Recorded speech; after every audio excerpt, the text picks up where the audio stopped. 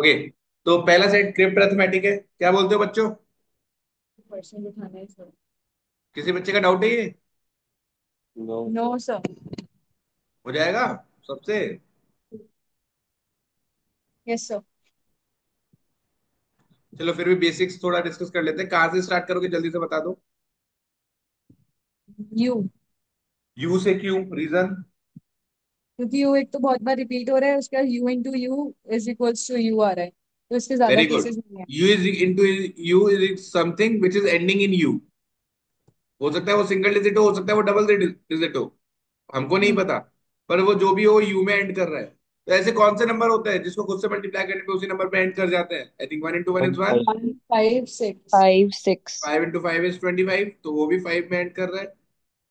And 6 into 6 is 36, वो भी 6 पे एंड कर रहा है। तो यू को क्या वन मान ले क्या? No sir. क्यों नहीं? क्योंकि आगे यू बी वन होता भी है। है ना। तो यू वन होता है तो ये नीचे यू, यदि इन तीनों से मल्टीप्लाई हो रहा है तो एस टी यू ही आ जाना चाहिए था नीचे। वी टी एस यू क्यों आया? यस। यू वन तो नहीं है पक्का। यू फाइव ले लू क्या? हाँ सर, एक बार केस तो देखेंगे। यदि यू फाइव है तो बहुत सारे फाइव हो गए देखो। पहली बात तो यू का फायदा ये हो गया कि बहुत ज्यादा बार मिल गया अपन को, है। ये सारे फाइव हो गए।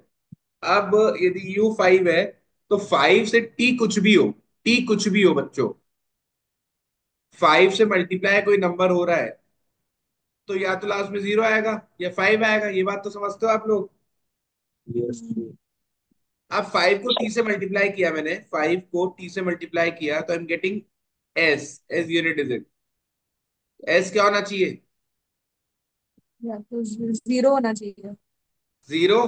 पर एस जीरो होगा तो जीरो तो नंबर स्टार्ट नहीं हो सकता। हाँ, केस के लिए तो यह। सर या फिर तो 7 होगा या फिर 2 होगा। एस। एस सेवन कैसे बेटा? सर 2 कैरी जाएगा ना ऊपर। 5 5 से 25। बिल्कुल। देखो बच्चों, यहां पर आपने फाइव तो लिखा पर ये टू भी तो कैरी है कि नहीं है? तो अब five into two, five into T, और इसमें प्लस टू और करो। अब या तो ये जीरो में एंड होता तो प्लस टू करने पे वो टू में एंड हो जाता, तो या तो एस टू आ जाता, या फिर ये ऑड होता, टी कुछ ऑड नंबर होता तो ये फाइव में एंड होता और उसमें प्लस टू करने पे सेवन आ जाता। तो मेरा जो एस है वो या तो टू है या सेवन है। समझ में आ रहा है नहीं आ रहा? Yes sir. किसी बच्चे को दिक्कत है क्या? No sir. अच्छा एक और बात, ये टी में डब्ल्यू ऐड करने पे डब्ल्यू ही आ रहा है। टी में ये देखो, टी में डब्ल्यू ऐड किया ना यहाँ पे, ये डब्ल्यू कैसे आ गया? तो T0। टी जीरो पक्का? तो कुछ कैरी वगैरह गया सर हो कैरी तो हो आ सकता सकता है है। ना। कैरी भी तो हो सकता है ना? तो टी या तो, एक बार टी को जीरो ले लेते हैं चलो, नहीं तो फिर कैरी लेना पड़ेगा। एक बार जीरो का केस ट्राई कर लेते हैं। यदि टी जीरो होता है तो फिर यहाँ पर एस टू हो जाएगा, क्योंकि five into zero is zero. Sir two plus 0 two, नहीं होगा। सर क्योंकि इधर v plus U is equal to T लिखा हुआ है ना। हाँ। तो अगर 0 हुआ तो 1 कैरी जाएगा और u का u नहीं आ पाएगा फिर। 1 या 2 कैरी जाएगा अगर मैंने t को 0 ले लिया तो। बहुत अच्छा पॉइंट बोल रही है हिमांशी। हिमांशी बोल रही है टी को जीरो ले लो, तो डब्ल्यू का डब्ल्यू आ गया तो इसका मतलब कैरी तो कुछ गया नहीं है। अब कैरी कुछ गया नहीं है और यहाँ पे जीरो आ रहा है तो यहाँ पे फाइव है तो इसका मतलब ये भी फाइव होना चाहिए तभी जीरो देगा। और फिर यू और वी दोनों तो फाइव हो नहीं सकते। आया समझ में? Yes sir. इसका मतलब यहां से अपन को पता चल गया कि जो टी है ना वो जीरो तो नहीं है।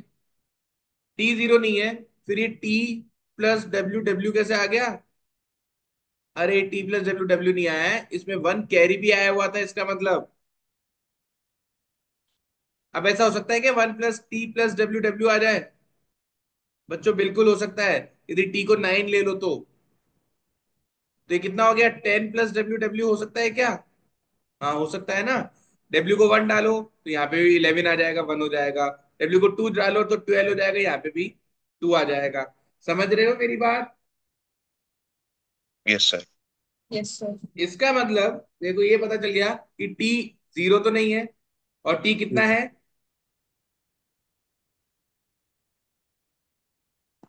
बेटा ये एडिशन है, एडिशन में कैरी मैक्सिमम वन ही जा सकता है, और फिर टी यस को सर। 9 होना पड़ेगा, तभी जाकर ये 10 हो गया।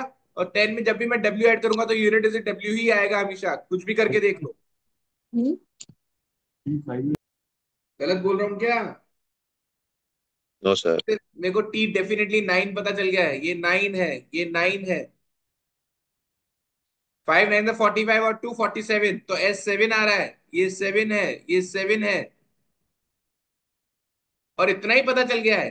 तो आप फिर डायरेक्टली 795 इंटू 75 करके देख लो ना, जब इतना ही पता चल गया है तो।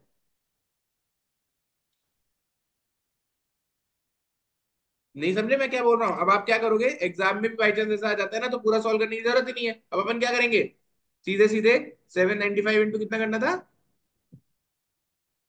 75, देखो 795 इंटू 75, 59625। अब देखना,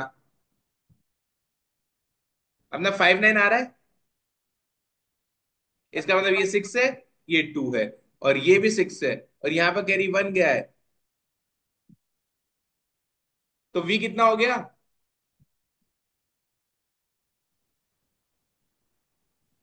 अरे 9 आ रहा है ना इसका सम। Yes sir. ये तो खत्म हो गया सेट। 795 इंटू 75,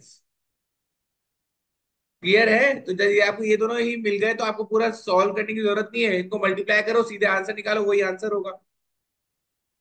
पहला सेट क्लियर है क्या? Yes sir. कोई डाउट है तो बोल दो बच्चों, थोड़ा जल्दी हो कर दिया या थोड़ा समझ में नहीं आया तो बोल दो।